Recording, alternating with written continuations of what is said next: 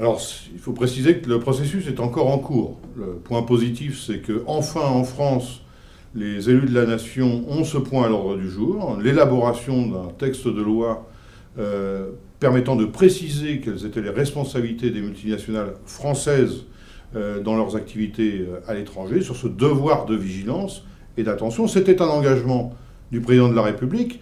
Malheureusement, depuis 2012, cela fait partie de la trop longue série des engagements qui n'ont pas été forcément suivis des faits. Donc nous sommes encore un processus qui, je l'espère, aboutira d'ici la fin de la législature, mais comme chacun sait, il y a des élections politiques dans les prochains mois en France, et toute la question est de savoir si la majorité actuelle va créer les conditions dans le calendrier de cette législature pour aller au bout de la démarche. Ce qui est important, c'est que ça fasse maintenant officiellement partie du débat public et politique.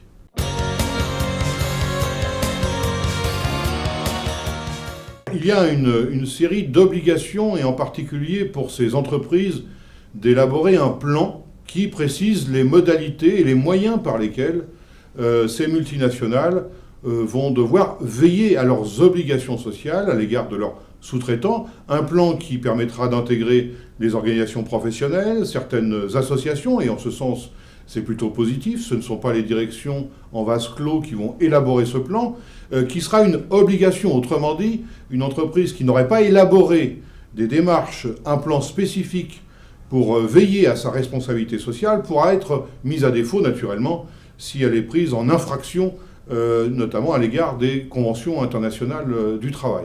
Il y a donc un plan, un dispositif.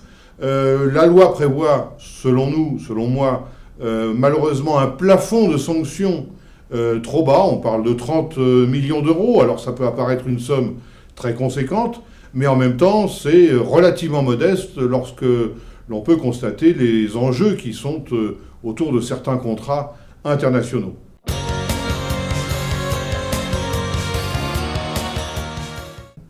Beaucoup des acteurs ont convenu, notamment après la catastrophe du Rana Plaza, qu'il nous fallait aborder ce sujet. D'ailleurs, la Conférence internationale du travail, pour la première fois, a poussé la discussion, mais nous avons vu aussi combien il y avait d'obstacles dans le camp des employeurs, du côté de certains États qui résistent à faire avancer ce sujet.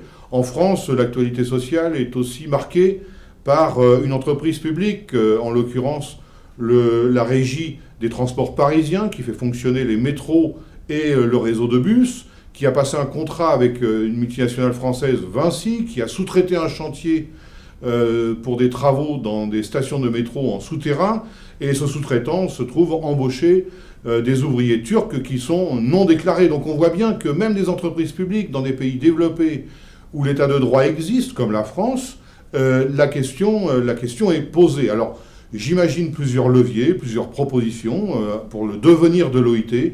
Je pense qu'il lui faut reconnaître une marge d'intervention supplémentaire, à savoir contrôler et surveiller l'attitude des États, ce qu'il fait historiquement, mais à l'avenir contrôler, surveiller ce que font les multinationales, notamment au regard de leur responsabilité sociale sur l'ensemble de la chaîne de valeur, comme l'on dit.